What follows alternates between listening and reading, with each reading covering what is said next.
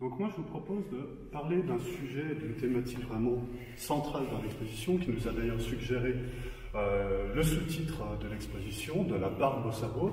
et cette thématique, un petit peu avec un nom un petit peu sérieux, de pogonologie, qui désigne la science et le discours sur la barbe et la pilosité faciale. Alors, la barbe est un symbole, notamment dans la Grèce antique, de sagesse, puis chez les Romains, ça devient une différenciation, on va dire, civilisatrice entre les imberbes du côté des Romains et la distinction qu'on peut faire avec les peuples barbares, notamment germaniques. Et ensuite, la barbe va devenir un identifiant, notamment de noblesse et d'élévation sociale chez les peuples francs et germaniques, pour revenir vraiment à la mode sous une forme un petit peu plus sophistiquée à la Renaissance, et puis va se démocratiser chez le peuple ensuite par un phénomène d'imitation sociale. Au XIXe siècle, chez les caricaturistes qui se sont beaucoup penchés sur la personnalité de Courbet, on a différents traitements au niveau pictural de cette barbe. On a un exemple avec Nadar, ami de Courbet, tenant d'un mouvement socialiste, partisan du socialisme de 1848, où on a un traitement de la barbe en sa version en pointe,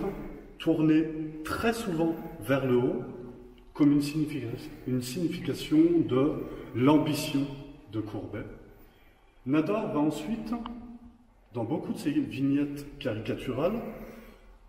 définir Courbet avec cette barbe bifide, souvent accompagnée d'un nimbe, où là on a beaucoup plus un aspect presque christique chez Courbet, et par analogie,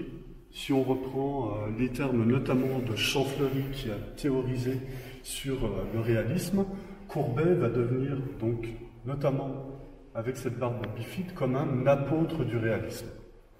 On a ensuite un autre exemple de composition avec cette barbe chez Courbet, notamment chez Cham, qui a été vraiment un des caricaturistes à succès, notamment par ses vignettes feuilletons dans le Charivari, avec cette barbe qui n'est là que pour appuyer le Courbet paysan, avec évidemment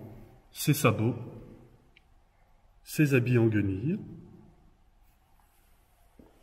Et ensuite, on a une troisième version, un troisième exemple de traitement de la barbe chez Courbet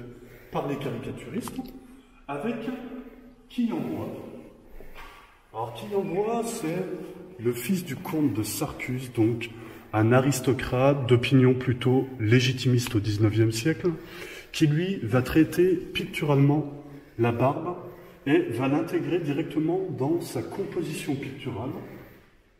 notamment comme une barbe menaçante, comme un prolongement du visage de Courbet, qui menace presque son auditoire, et Quillembois, ce qui est très intéressant, si on peut peut-être zoomer sur les légendes, Quillembois va lui associer l'image avec des légendes toujours très très égocentrées chez Courbet.